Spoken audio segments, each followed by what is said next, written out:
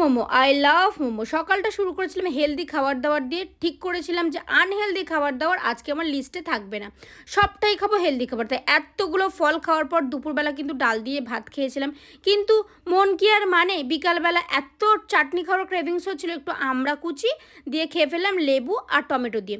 ব্যাস, সন্ধ্যাবেলা উঠলো বাই তো কটক যাই, মোমো খেতে ইচ্ছে হলো, চলে গেলাম মোমোর দোকানে। আর চৌহাটি বাইপাসের কাছে যে মোমোটা থাকে তোমরা তো সকলেই জানো, ওখান থেকে আমি মোমোটা খাই। এটা ছিল ফ্রাইড মোমো, বেশ ভালো লেগেছিলো। কিন্তু তারপরে খেলাম ঘুগনি।